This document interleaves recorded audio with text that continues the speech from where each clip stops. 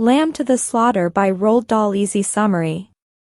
Mary Maloney is a homemaker sitting alone and working on her sewing in her quiet, orderly house as she waits for her husband Patrick, a police detective, to come home from work. Mary is 6 months pregnant.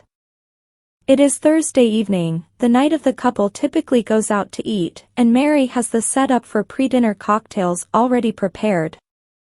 When her husband arrives, Mary greets him warmly. But her repeated offers of affectionate attention are all rebuked by clipped and dispassionate responses from Patrick.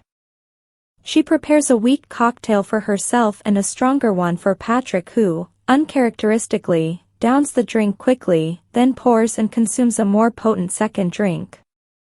Quietly alarmed, Mary suggests that Patrick eat some crackers and cheese, which he refuses. Mary then offers to forego their date night and prepare a home-cooked supper, suggesting, perhaps, some lamb chops or pork from the freezer downstairs. Patrick ignores the offer and orders Mary to sit down. He has something to tell her.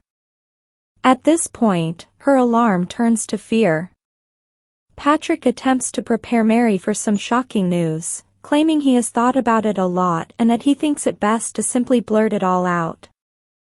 Though his confession is not specified in the narrative, it becomes clear that Patrick intends to leave Mary. Patrick admits he knows his confession comes at a bad time, presumably, though he doesn't say so directly, because Mary is pregnant. He tells her he will continue to provide her with financial support, and that he hopes everything will be handled discreetly because otherwise it would be bad for his job. At first, Mary is stunned and uncertain. She decides that if she behaves as if nothing has happened, she can perhaps undo the damage. Without any direct verbal response to what he has said, she tells Patrick that she is going downstairs to get the meat for dinner, and he does not deter her. Hollowed and stupefied, Mary descends the steps to the cellar, retrieves a leg of lamb from the freezer, and carries it upstairs to prepare a meal. She sees Patrick standing near the window with his back to her. Without turning around, Patrick tells Mary that it is ludicrous to make dinner for him because he is going out. Upon hearing these words, Mary walks up behind Patrick and brings the frozen leg of lamb down on his head in one unmitigated blow.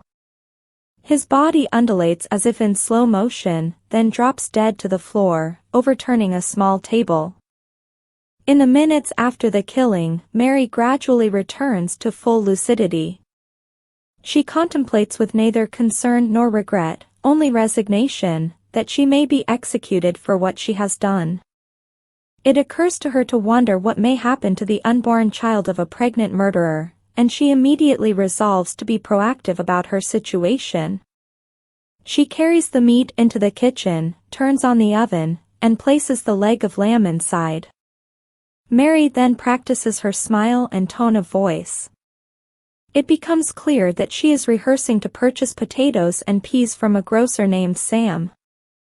Mary hurries out onto the street and goes to the grocery store where she addresses Sam, using the exact dialogue she rehearsed earlier. Sam is clearly familiar with Mr. and Mrs. Maloney, so Mary refers to her husband by his first name and tells Sam that Patrick has decided he is too tired to go out to eat tonight.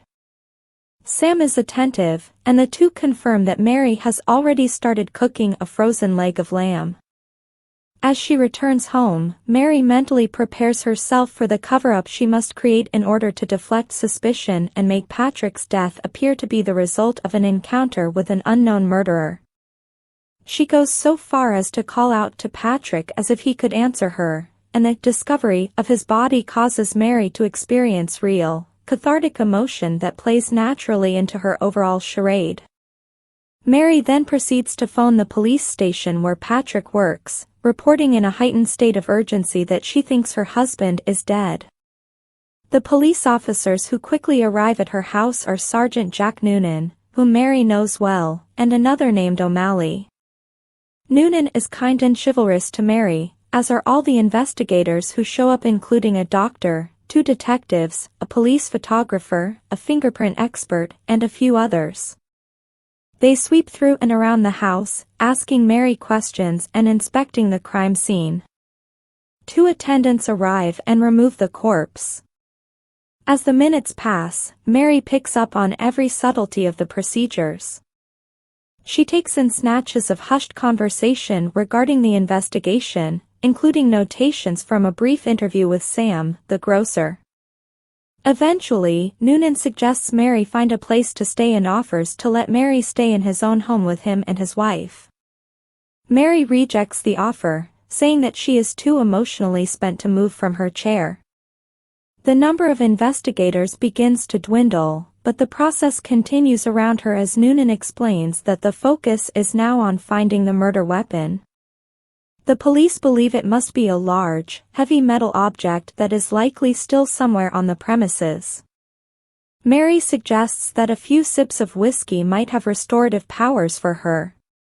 As Noonan accommodates her request, she proposes that perhaps he and the few remaining investigators might also be restored by a small drink. Hesitantly, each of the men accepts. Noonan points out that the leg of lamb is still cooking and offers to turn off the oven. Grateful, Mary expresses to Noonan that the investigative team must be hungry by now, and that the departed Patrick would want her to be hospitable to his colleagues. They would be doing her a great favor if they would dine on the now fully cooked lamb, which she can no longer bring herself to eat. Though reluctant to accept at first, the team is genuinely hungry and they ultimately acquiesce. While seated around the kitchen table, they engage in a hearty discussion about how the doctor's report on the death blow indicates that the murder weapon must have been heavy, too awkward to be easily removed, and is probably somewhere nearby. Oblivious, they eat the leg of lamb while they talk, unaware that the murder weapon is indeed right under their noses. Mary, still seated in the living room, listens and giggles quietly to herself.